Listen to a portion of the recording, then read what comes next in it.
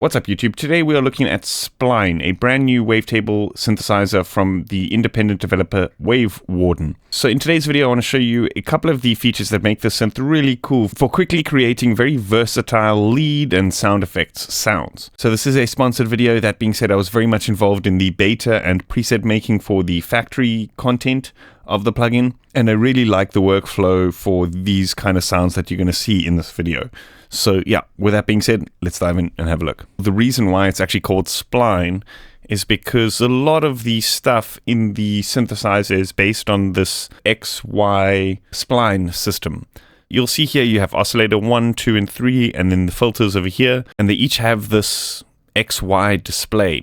So if we right click here and say go to spline mode, you'll see that it gives us a shape here, and we can actually draw in our own shapes and move these around how we want to. We can also rotate, zoom in and out, move up and down, left and right, and there's various other settings here. So by default, the movement of the spline is linked to LFO 1.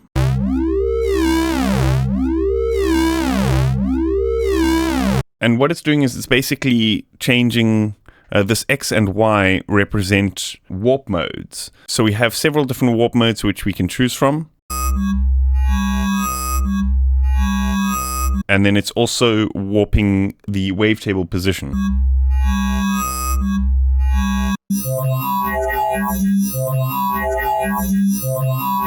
So like I said, by default, it's linked to LFO1, so we can change the speed and that kind of thing here.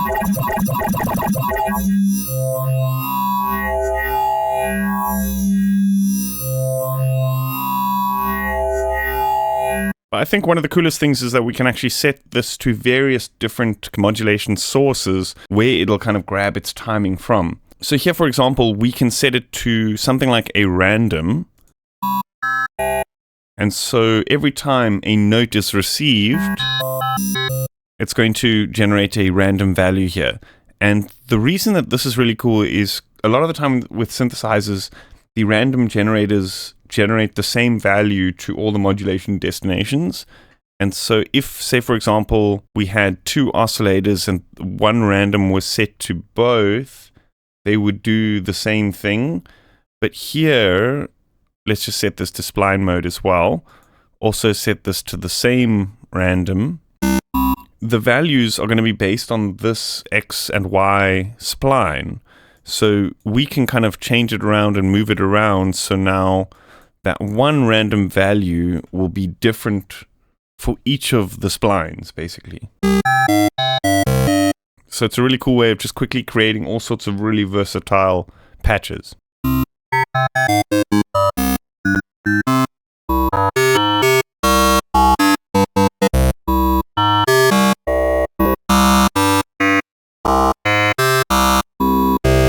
And the same applies to the filter with filter frequency and resonance. And we have a really cool comb filter in here. With the spline mode on this comb filter is absolutely nuts.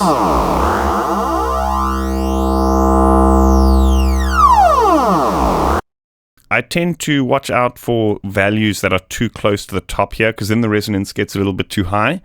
And values too close to the bottom here. But we can kind of just play around here, and let's maybe set this to the random as well. And so this is really cool that we have these settings here, because now if we want the whole thing to be a little bit more resonant, we can just shift this whole thing up a little bit. Really cool workflow.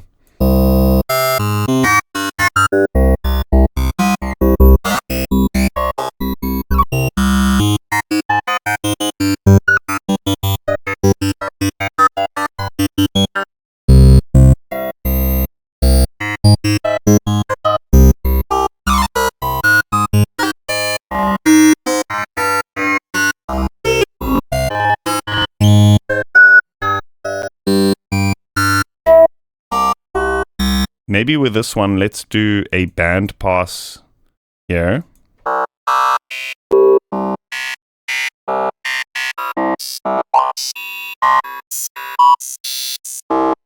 And then we can feed it into filter 2.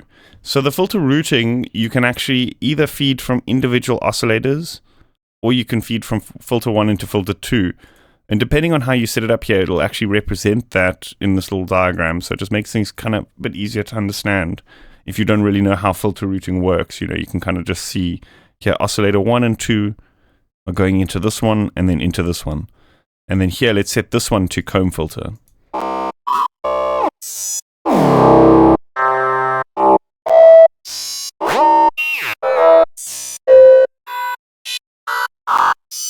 So here, often with comb filters, they have this resonance, but when you release the key, it cuts the resonance off. So if we give it some release on the ADSR, we should be able to hear that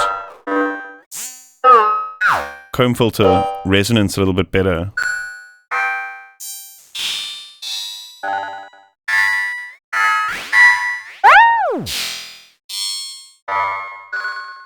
But then here what we can do is we can set up another ADSR to ping this filter's volume. So let's turn the sustain down so that it's just a little bit of decay. And then let's set this to output. So the modulation system works here with these little nodes. You can click it and then select anything that you want to modulate and just drag it like that.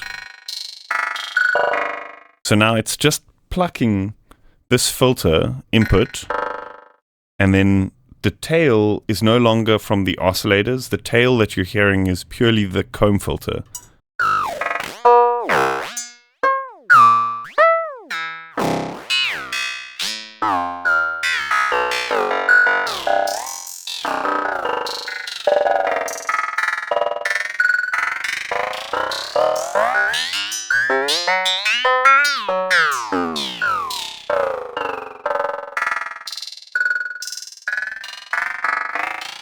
That's actually really nice. Just resonance on full and the frequency going up and down slightly. So we do have traditional LFOs as well. You don't have to use this whole spline system here.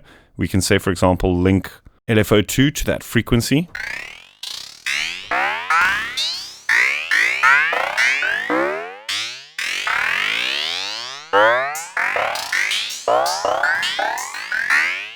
We will want to set it to mono. Otherwise, each time the note is triggered, it will create a new start point. This way, they're kind of, all the voices will modulate in unison. Let's maybe turn the speed down quite a bit.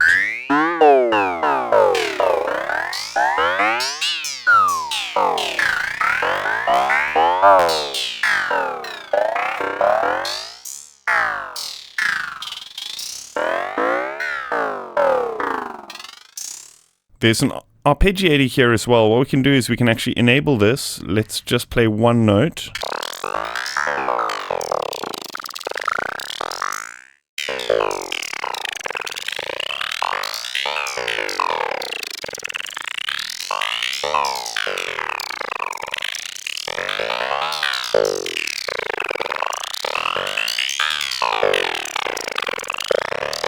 Here in the arpeggiator, we actually have this modulation lane, so we can assign this to like the resonance, for example, and then have it like create our own kind of sequence for that output.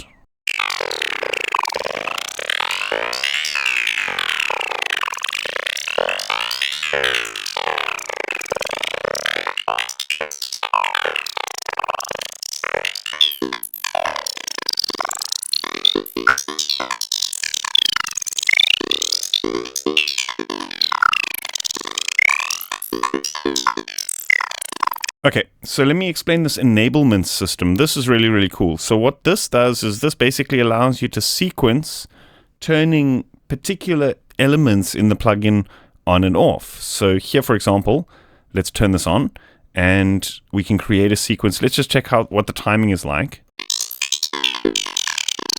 Okay, cool. It's on note step. So every time a note is received, it steps forward once in the sequence. So here we can set up oscillator 1 and 2. And then let's just kind of randomly draw in a pattern here of like 2 on, 2 off. And so what it's going to do is first 2 notes is going to play oscillator 1 and then 2. So they're not going to play at the same time.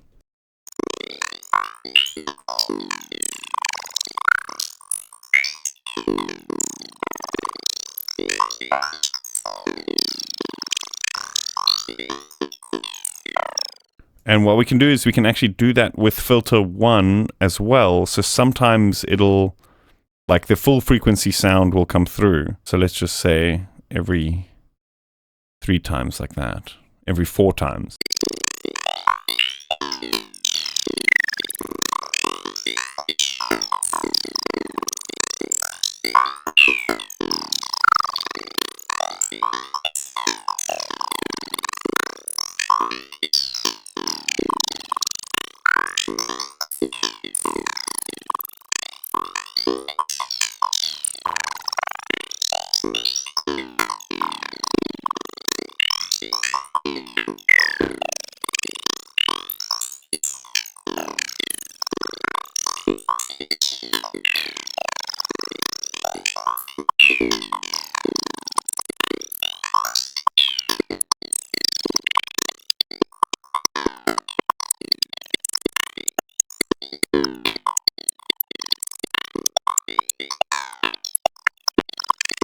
I think this decay might be a bit short.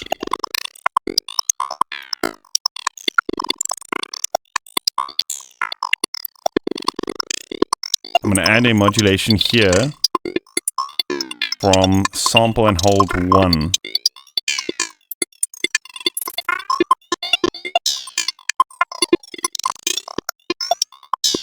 And we can actually go in and change this here, but it looks like the timing is pretty good.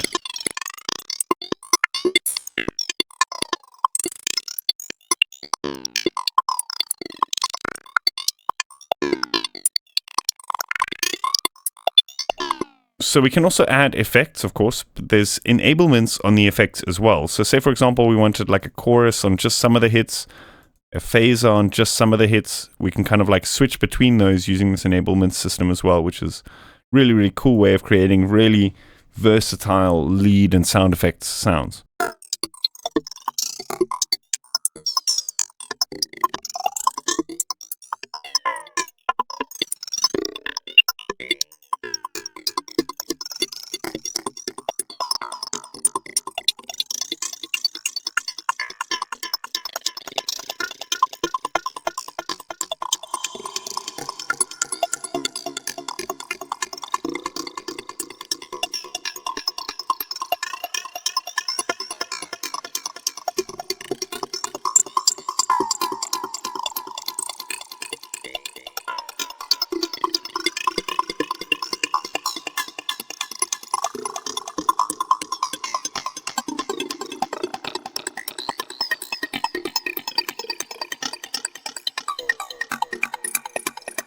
One of the other really cool things about this Arpeggiator system is that it allows us to create our own custom patterns here. So what that means is like we can draw in a shape like this, and then when we play a chord, the Arpeggiator is going to automatically transpose notes from the chord to fit into that shape.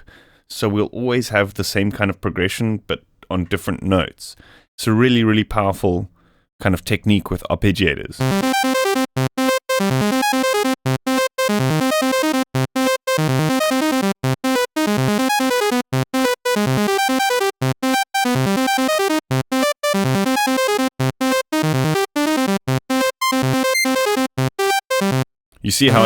You see how when we play in a note, it kind of like adjusts it kind of gives these different slots a different note, and then the slots then represent that note until the new chord is incoming. And we can actually switch between different patterns as well, which is really, really nice. Like this kind of stuff, combined with the enablements to switch between different oscillators and stuff, so cool for creating these kind of really diverse lead patterns.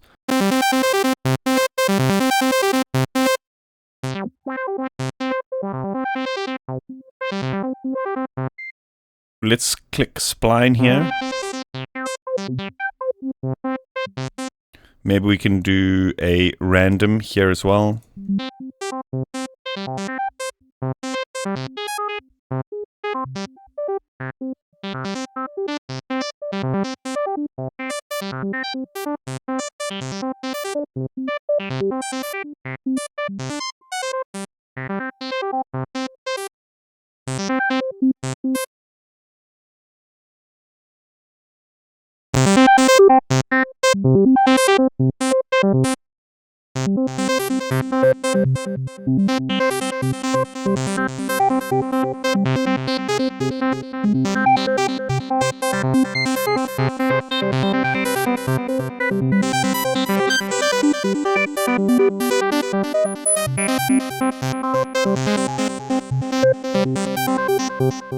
So even just like basic stuff, like let's say oscillator A, oscillator B, this one we can have like a square, this one we can have a saw wave, and then enablements, let's turn this on, and then just to juggle between oscillator A and B, let's just turn this down like this. These kind of simple just juggling things are made so much easier with this kind of system. We can actually randomize sequences as well. So if we have, for example, 32s, we can randomize both of these.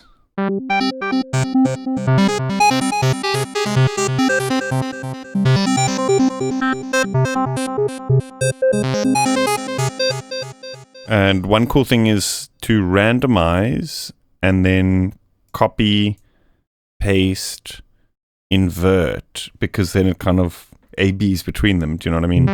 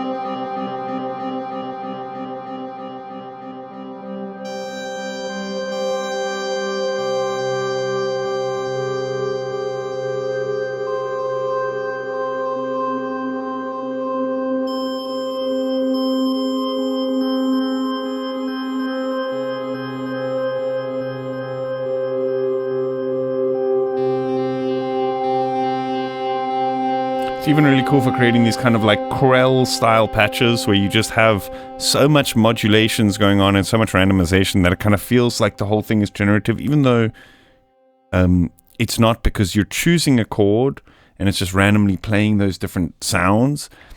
There's still a very random nature to it. Like for example, here we can kind of just play in a large amount of notes, put the beat on really slow, like the speed of the arpeggiator really slow, even slower than that, and then it's kind of doing what a randomizer that's quantized is doing, just choosing from a select amount of notes, right?